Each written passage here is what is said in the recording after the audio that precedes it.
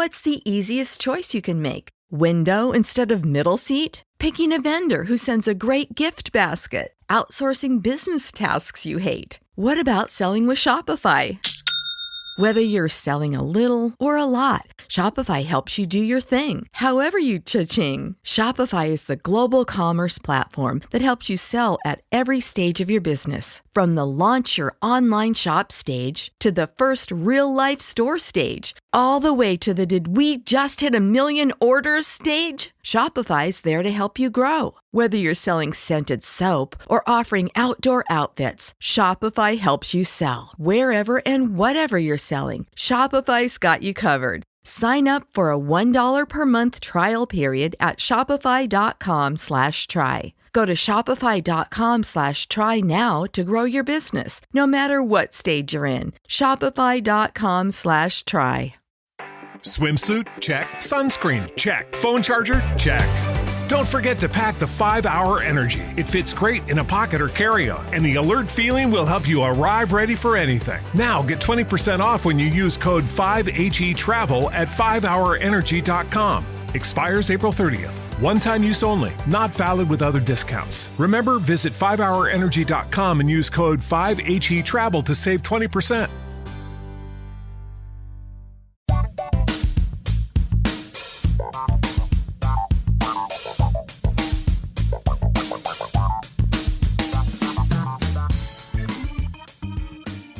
Hi there, and welcome to the Comedy Album Book Club, the podcast where we listen to a comedy album and then we talk about it.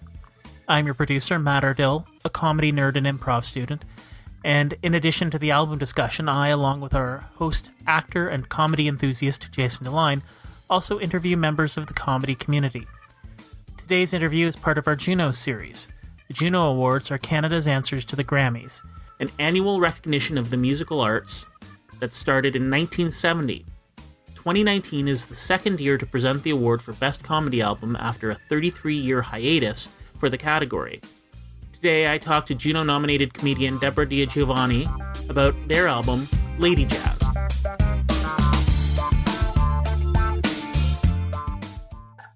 First, thanks for tuning into the Comedy Album Book Club. Today we're chatting with Debra DiGiovanni, who has been nominated for a Juno for her album, Lady Jazz. Thanks for joining us today, Debra. And how are you doing today? I'm good. Thank you. Pleasure's mine. Thanks for talking to me. Thanks. So what was your first introduction to comedy? Oh, gosh. A long time ago now. Really, my first introduction was, it was late. Like, I never, ever thought about doing comedy. I didn't really even watch stand-up comedy. I didn't, some specials like Robin Williams, whatever, but not a lot. And then, I went to college and realized I don't know what I'm doing. And then just on a whim, got a job at a TV station in Toronto, and then was okay, maybe I could do something, because they were really, at that point, it was the 90s, my friend, a long time ago. Yes. They were sort of very open to teaching people, you want to learn how to do something, you know what I mean? Like that kind of thing. They were really open to that. And then, I think it was just, my best friend was sort of begging me to try comedy. And I don't know, and then it was just sort of the stars aligned. Then I started thinking, okay, they'd let me, the station would let me do some on-air stuff, and I really liked it. And then it just sort of, it kind of went from there. I took some improv, and then I realized, no, I'd rather be alone on stage. Thank you very much. And it was just, thank you, no sharing. And then it was just, it just kind of, then it just sort of evolved into that. But it was really, it was truly sort of at my best friend's prodding. I'm like, please go on stage. Please go on stage. It was just one of those things that I was like, I can't. I'm not allowed to do stand-up. And, I am. And here we go.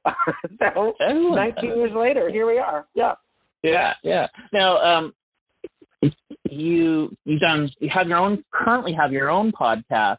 Killing Time with my friends. Killing Time with that. Yeah. And I mean, you've been on a bunch of podcasts. I remember listening to one you did when you were still living in Toronto, where you were recording your sets, and it was you and me and Niall, my friend Niall again, did that for a while. And you talk about the sets. Yeah, Total Request Comedy. Oh my God, thank you for remembering that. That was so much fun. And we wrote because the whole thing was like just to make write new jokes. So people would send us in topics, and then we'd sort of like challenge each other. Oh yeah, that was fun. That was really fun. We did that for. I know. I know. I sent in a couple of topics, but you guys did. They were. Oh, that's good. That's amazing. So with podcasts and YouTube, I think that's made it a bit easier for young comedians or young potential comedians to find the world of comedy. Absolutely. I feel like podcasts they've changed everything. I mean, now it's like, people, God, they make their living, just doing podcasts, and it's amazing. You know, one of the first podcasts sort of that I knew that really took off was Stop Podcasting Yourself with my friend Graham Clark and Jim Shuka in Vancouver, and they've been doing it for years and years. And now they travel with it and stuff. I mean, neither of them were, like new comedians, but at the same time, it's like that opportunity is there, and that's lovely, and especially YouTube. It's funny because like when I first started doing stand-up, me and, the people that I started with, we, there was always this sort of like this fear of like, don't let people take your sets. Don't let, you don't want to like, they'll put, and now it's like, you want that. Do you know what I mean? It's like, it's a way to, you never turn down, I'm going to record your set. You're always like, yeah, sure, great, please. You know what I mean? Because it was like, it was so, we don't want to burn the material. And that's just, that's just so not the way it is now. Now it's like, that's how you, garner fans. That's how you get people to come to the show and see you. And because that's it, it's like everything is in order to get people to come see you. Asses in the seat, pretty much. That's what everything you're doing is just to come see you live. Yeah. Now, do you have any comedians that, new or old, like classic comedians or current comedians that you really consider yourself a fan of? Oh, God, yeah. Yes, so many. It's so funny because when I moved, I've been in LA. This is the start of my 6th year in Los Angeles. And like at first people were always like, oh my God, the comedy scene in LA is so bad. And that is just not true. I mean, I've seen some of the worst comedy I've ever seen in my life here, but I've also seen some of the best comedy I've ever seen in my life. One of my all-time favorites is Beth Stelling. I love her so much. I think she's from Chicago, and I've become friendly with her here. She's brilliant. I love Chris Fairbanks. I don't know if you know him, but oh my God, he makes me laugh. He also might be from Chicago. Oh no, he's from Montana. But he is just a ridiculous, wonderful, I'm just surrounded by really great comedians. And of course, who's also my best friend, Zach Noe Towers. He is a wonderful, fantastic comedian. And it's just inspiring. You see so many people and they're just inspiring. It's really hard to not want to get on stage when you live here. There's just so much good comedy. And it's great. Like, I love John Early. I love Kate Berlant. I love, I just found out who Catherine Cohen is. She's a New Yorker. My God, she's amazing. They do a podcast, her and her best friend, Pat Regan. They do a podcast called Seek Treatment. And now Zach and I had become obsessed with them. Like, I paid to go see her like a week ago. And I haven't paid to go see comedy in probably 12 years. And I bought tickets to go see her. She's that great. Wow. Awesome. Now, do you have a favorite album or special that Ooh, that's a good one. I don't watch a lot of specials. I really don't. Like, I sort of like watch people in the room that I'm performing with. I mean, the last real special that I was like, oh, I love you was Maria Bamford's latest, which is, what is it called? I can't remember. The one where she starts, I can't remember, where she starts in like just her parents and then she ends up in a big theater. Do you know what I mean? Oh, yes. So it's like, one different venue after another, and the statue of Blueberry off her side. Yes, she is just, whatever that one is, guys, I'm sorry, we'll look it up. She's just, Maria's always been one of my favorites and always will be one of my favorites because she's just comedy. Like, everything she does is just like, oh my God, she just can't stop. Yeah, my wife and I just saw her last night, actually. She was at a stop it. Which is like, amazing. Which is like the first time seeing her in an intimate venue. Like, this is actually, I think, my 4th time seeing her. Oh, yeah. It's like just being able to, be so up close and see those expressions that she's pulling instead of like from the 12th row back, like 3 rows back. You do need to see her. You know, you really need to see her because she is. She's wonderful. Yeah. Now, for you've done social sports. This is your first album, correct? This is actually my second album, but the first one I don't even know if it exists anymore. I swear to God, like it was before. You know, God, I put that out in 2009. So it was just, you know what I mean? It wasn't so much of like, you know, sort of a demand for albums at that point. But what was it called? Let's Be Honest, I think. And that was, but I sold more like physical hard copies, like, you know, actual CD in hand kind of thing. So I haven't, I mean, that was a long time. I mean, that's a long time. Like, my God, I put this out. I actually recorded this album in 2016, and we didn't put it out until 2018 for whatever reason. But it was, like, so now, you know, my brain, it's like, it feels a little old to me because it's like, you know, but that's how we are as comedians. You know what I mean? Like, if I didn't say it yesterday, it feels old. So. Yeah. And you know what I mean? So recording this late, you recorded live at a club. So it was actually a theater. How did you build up to it? This one was actually, I had gone on a British Columbian tour, and I was, I was in the West Coast, and I worked with guys that I know from a Special Thing Records, and so they said, let's do this, and I said, well, you know what, I've got this stretch of like, I think I had like probably have been like maybe 11 shows or something, and so then we hooked up, and they came to British Columbia, and we just went through and recorded like, I think it was 3 shows in a row, just bang, bang, bang. And this one show, like the one that made the album, it was just one of those little dream perfect, just glorious. But it was nice too, because I was warmed up. I'd already done probably like 6 shows, 6, full shows. So that kind of made it easier. And this one, it was just one of those really good, really great. Like, we didn't have to do a lot of editing. Like, we took out some minor stuff, but it was just such a brilliant night, such a great crowd. So it was quite easy.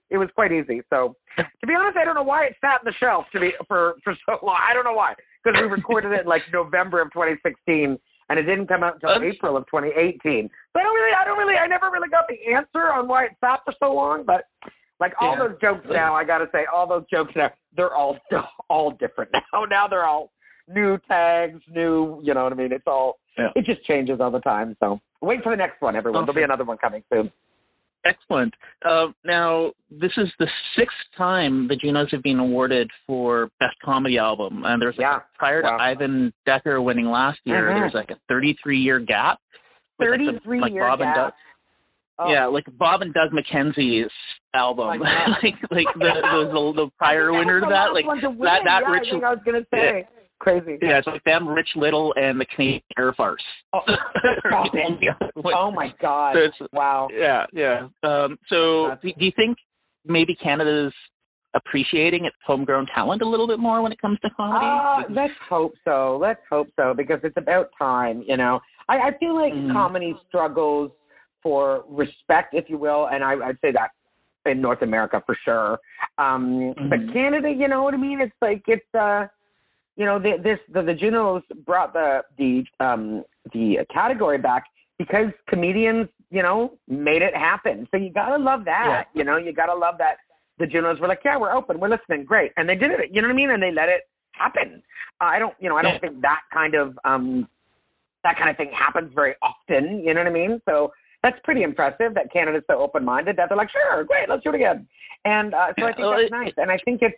I think it's pretty, pretty Canadian of them to be, so open-minded. So it's lovely. Yeah. Like the last week with everything that went down with, Just for Laughs and stuff, it really feels like the Canadian comedy community is much more engaged as a collective, like as a community voice than they have been in years.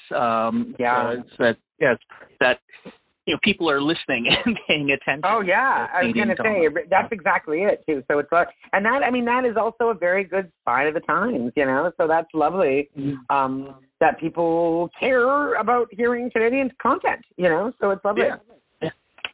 Now, if you win, what do you plan to do to celebrate?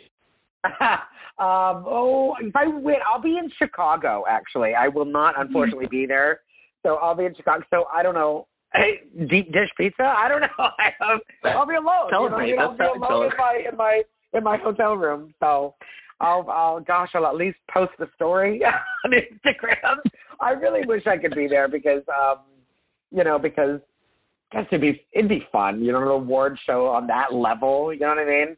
And I'm a music fan too, so it's like that would be really fun. I'm just saying it just didn't work out, but I don't know what I'll do. I'll do something for sure to celebrate, and then you'll see it on Instagram. So I promise you. Perfect. Now, you've had appearances on Conan, much Match Game for a while. Yeah. You've got your own special. That's just the ice of the things that you got. Has there ever been any moment that really stands out for you that you're like, yes, I'm a comedian? Yeah, that's a good question. I would say probably the first time someone recognizes you on the street is pretty cool. Like it's really that moment of like, oh my God, and it was for Video on Trial. That was such a huge part of like getting me to where I am. Do you know what I mean? It was just like, had no idea that it would be so popular. And it was like a 12-year-old girl on a bus, like literally, like I was taking the bus. Are you on that show? I was like, oh, here, it was that kind of moment. But I also feel like too, it was also for me when I did a tour, like a solo tour across Canada, and Just for Laughs had produced it. That was really big as well because it was like, Debra, you know what I mean? It was me with an opener, and that's the dream, like one night in each city and a big theater.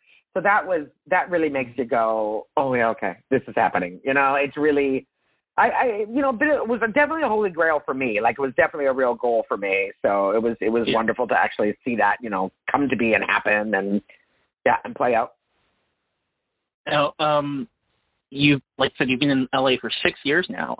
What's the adjustment aside from the heat?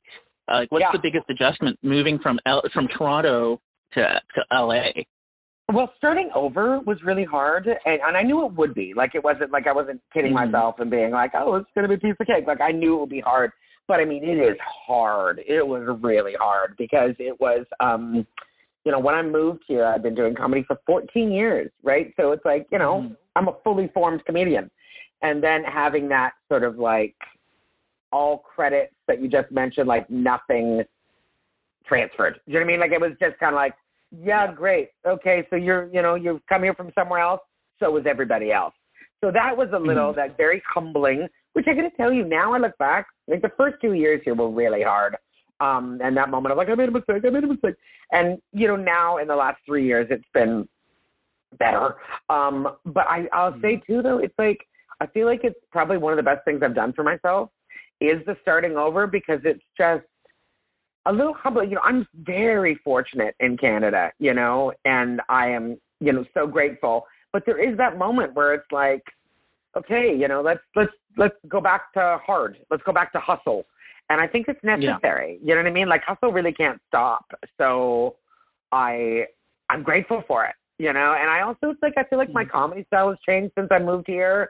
And I'm grateful for that too. It's like, I mean, this is going to be the cheesiest line ever.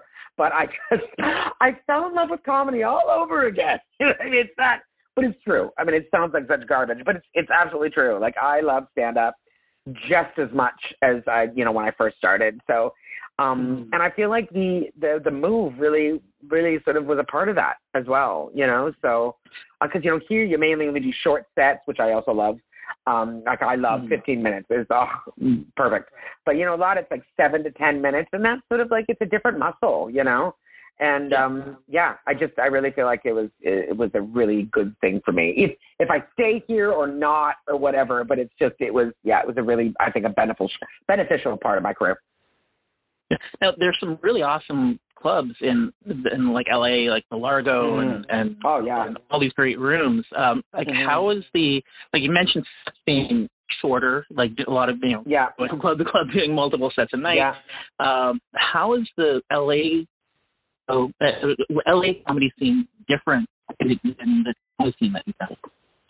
That's a good question. I feel like the one major thing, which is probably won't be a surprise to a lot of people, is that, you know, there is a bit of that sort of like everything feels a little like a showcase because it is. You know what I mean? Like it just is. And again, it sounds so ridiculous, but it's true. It's like you never know who's in the crowd. You just never know who is in the crowd that night that's waiting to get on or just watching the show. And so you never really know. It's that kind of like, which is wonderful, but it's also, there is a slightly, you know, a part of that you kind of go, oh, just let me work out new material. You know what I mean? Like there are those nights where you're just like, oh, I just want to fuck around on stage and just let's have some fun. But and then, you know, sometimes you can't, you know what I mean? Like if you're at one of the clubs, it's always like, oh, you know what I mean? It's gotta be like, you know, A material. But that's really, I mean, Toronto is a wonderful comedy scene. I'm so glad I grew up there. But, you know, really any different? No. I mean, yeah, maybe you can get on more shows here. Oh, you know, no, this is something that I find so interesting and probably not unique to LA, but also unique to LA. The locations of comedy shows is one of my favorite sort of running jokes about LA, like where it's like, it's almost like the weirder the location, the better the show. Like we're doing it at a pet store or like haberdashers or an ice cream shop, and they're always fantastic. Like when someone says, "Oh, I do a show in my backyard," you always think, "Oh, this is going to be terrible," and it's not. It's always brilliant. Yeah. A lot of outdoor shows and spaces that you'd be like, "What do you?"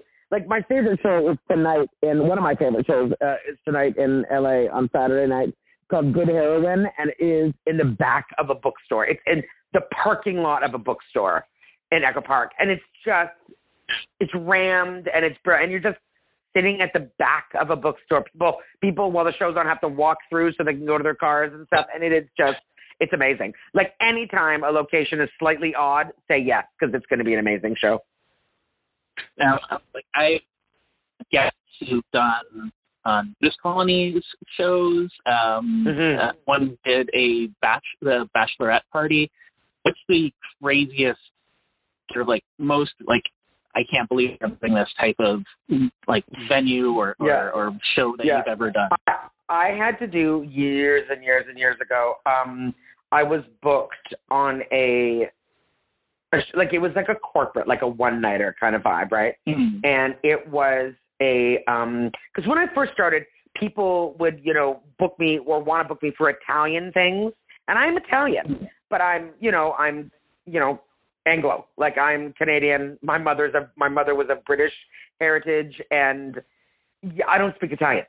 So I had a couple of those gigs where I would show up and they thought I spoke Italian, and wow, I had to do a baby shower for like 150 women, Italian women, where I'd say 35% spoke English, and everyone else, it was all Italian. I was just like, oh my God. It was just, you know, the guy that booked it, bad booking. I thought you spoke Italian. You never asked me. It was just, it was crazy. Like during my set, like someone's nonna came up with like, you know, food, like offered me, you know what I mean? She was like, eat. And I was like, no, I'm trying to do a show. It was just, yeah, it was crazy. And that happened to me a couple times where I would try. And then I started saying, you know, I don't speak Italian, right? Like that had to be a part of my writer that Debra does not speak Italian. Please don't book her. Yeah. So difficult. And yeah, I got to do your time too. So it's like, okay, whoever's listening, go with me on this one. Now, if you had any advice for comedians to move to LA, what would it be? I would say if you're going to move to LA, I would say go early, or like I think there's a real sweet spot.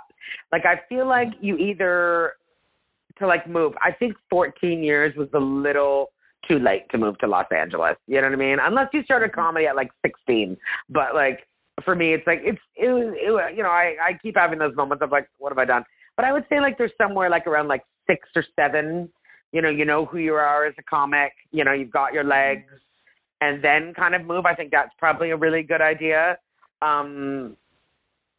Or, you know, I mean, or like, I don't know. I was going to say, you know, it's hard to say because I'm sitting here going, 14 is too late. But, it's also nice to have moved here and, be a headliner and, all that kind of thing. But I would still say probably the sweet spot's probably like 6 or 7, but also, be prepared for, a long time. I think that my biggest tip would be patience. Nothing is going to be fast. Nothing is going to be fast. I mean, if you come here and you get discovered, God bless you, because it just that's so rare now that it's a waiting game. It's patience. It's like, how long can you survive, that kind of thing. And before you start getting regular stage time, getting paid for gigs, doing anything. So patience. LA is a lot of patience. Have you comparing like different American cities or like New York and Chicago? How does as you move your way east, how do you find the audience? How is the experience? New York is a totally different beast. Like, New York is just like, a lot of people ask, why didn't I go to New York from Toronto? But I knew, like, I only could move once. Like, I only had one move in me, you know what I mean? I was like, because New York, then you'd have to start, because most people, everyone ends up in LA. So it's just like New Yorkers all eventually come to LA. But I feel like moving East Coast, it just gets closer to my sensibilities of Toronto, you know what I mean? Like, it just does. East Coast is East Coast, So, yeah, I mean, I'll be in Chicago when the Junos are on. I've never performed there. I'm very excited. So, but like, I was just in Cleveland and stuff like this, I really feel like, comedy is comedy, but there's definitely things that don't work outside of LA. Jokes that now I write because I live here that don't work outside of LA. It's not an industry town. Even New York, it's like everyone in LA is in the industry. New York, there's like a ton of regular people. You know what I mean? It's like that aren't writers and whatever. So it's like, I think that's a little different. I think that your audiences are filled with sort of quote unquote normal people, normies, that aren't an agent or aren't trying to break into the business or aren't, what. And I feel like that's as you go east, that happens a little bit more. But that's just completely specific to Los Angeles, not California. It's just LA. So when I was last in New York, I saw Mateo Lane. Yeah, he's great. I heard him sing your praises. Lovely. He's a good boy. But yeah, talking about the Comedy Cellar, and I thought that sort of speaks to what you're saying. There's stuff that sometimes it's just very rigid. So you see, like, you to an audience, and there's like obvious tourists there, and just broken Italian. One of the obvious. It's like, I can see that bit really working in many other cities. In that, like, hey, I'm going to have like X amount of people here who are going to be tourists, and like callers that don't. At least one of them be Italian. And you know what I mean? Absolutely. It's just crazy. It's interesting how they're all a little different in each city. Absolutely. And you know what? And then tourists are a whole different thing too. You know what I mean? It's like, that's a whole different thing, because oftentimes tourists are just going for the experience of comedy, and you find that more in the clubs, right? Like, that are, comedy fans go to different, like, the comedy fans go to the Lyric or the Largo or the Satellite. Like, they're the ones that go to, the little offbeat venues, but like tourists will go to the Improv or the Comedy Store. Do you know what I mean? Like, that's always kind of different. But in New York, it's like, I think a lot of people, they kind of, or anywhere like that, they go for just the experience of comedy rather than being actual comedy fans.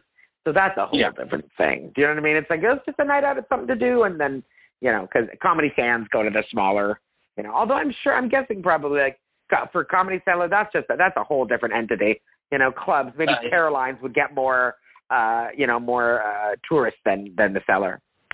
Yeah, and the Cellar is sort of like an institution. Whereas Caroline and Broadway, it's like, that's where all the tourists are. Exactly. I was going to say, it's on Broadway. It's a huge club, Very much for taking the time to chat with us today. Pleasure is mine.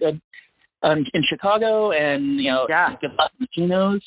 Thank you. Hopefully, next time you're in Toronto, I'll be sure to come to your show. Great, good deal. Absolutely, I'll let you know. Excellent. Have a great day. Thank you so much. Be well. You too. Thanks. Bye.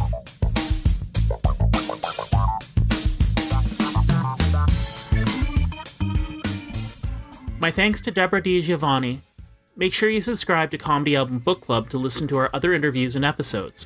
We have interviews coming up with Mace Galoni and Pat Thornton over the next 2 days. Plus, we just released our interview with Dave Merheji and Shanti Marostica, as well as an episode discussing the Saturday Night Live album with the comedy legend Robin Duke, as well as Brandon Hackett of the Sketchersons, and Carrie Donaldson and Ali Entwistle of Brunch, live from the Toronto Sketch Comedy Festival, which is still going on. So grab your tickets for some great shows while you can. In our next album episode, we discuss Beth Stelling's Simply the Beth with Grace Smith and Ryan Hughes. Until then, I'm not Jason DeLine, but Matt Ardill. Thanks for listening to Comedy Album Book Club.